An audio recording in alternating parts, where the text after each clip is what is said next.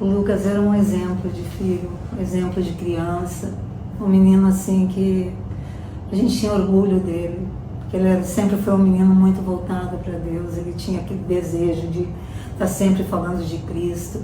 Era assim como se ele fosse o chefe da casa, porque ele sempre tinha como adolescente, como criança, ele sempre foi muito carinhoso, um menino muito bom, ele se submetia a tudo. Muitas vezes ele queria sair com o Felipe, queria ir para a praia, não deixava porque ele era pequeno e o Felipe era maior que ele.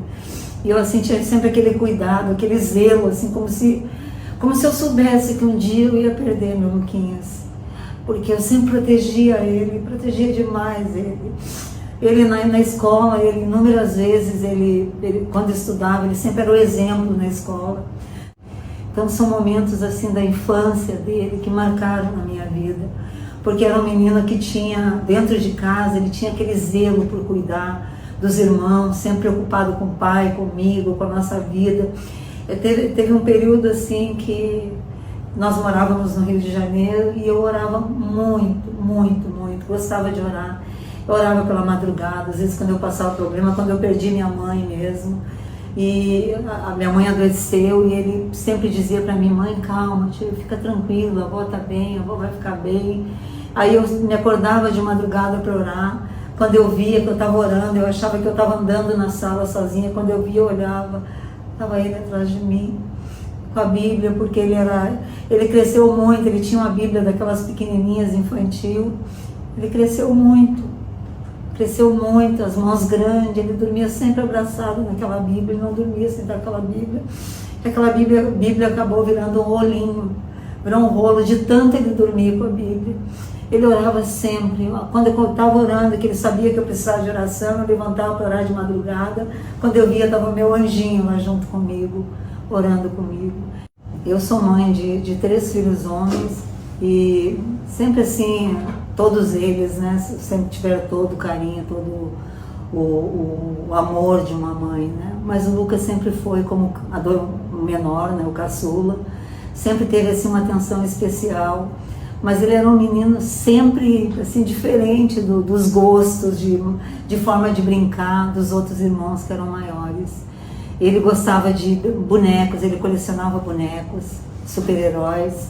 Ele gostava de jogar bola, gostava de andar de bicicleta, gostava dos animais. Ele sonhava em ter um cachorro, sempre quis ter um cachorro. E era uma criança assim que nunca me deu trabalho. Sempre foi uma criança boazinha, ele sempre foi diferente, porque ele era um menino assim que obediente. E quando chegou a adolescência dele, que a gente achava que ele ia mudar o comportamento, ele sempre manteve aquele mesmo comportamento de um menino dócil, um menino equilibrado, um menino que sabia o que ele queria da vida, que ele queria estudar. Ele era um menino que gostava muito de ir para a escola, adorava jogar bola na praia com os amigos dele da escola. Era uma criança assim que tinha uma vida, eu sempre dei liberdade para meus filhos, eu nunca aprisionei eles. Cada um deles tinha sua vida de divertimento, de sair, de brincar, de fazer aquilo que eles fossem bom para eles, para a vida deles. Então nunca foi uma criança reprimida. Sempre meu filho Lucas foi uma criança comportada, uma criança dócil, uma criança que sempre dava todo o amor para a gente, era um bebezão quando criança. Então são momentos que ninguém pode apagar, ninguém pode tirar, mas eles tiraram. Esses criminosos, eles tiraram os momentos felizes, a vida de um menino que sonhava ser um médico, que sonhava estudar, fazer medicina, para cuidar das pessoas pobres, pessoas que não tinham apoio, que não tinham carinho, que andavam nas ruas pedindo esmola, não tinham direito a um banho. Muitas vezes ele pegava aqueles mendigos de rua e levava para o local, para a igreja, para dar banho, para dar comida, para dar uma roupa usada, para dar dignidade para as pessoas. Então como é que eu posso esquecer? Como é que eu posso desistir? Eu não tenho o direito de desistir de lutar, desistir de acreditar que mesmo que tardia, essa justiça ela tem que acontecer. Que eu não posso simplesmente abandonar, apagar da memória o que meu filho representava.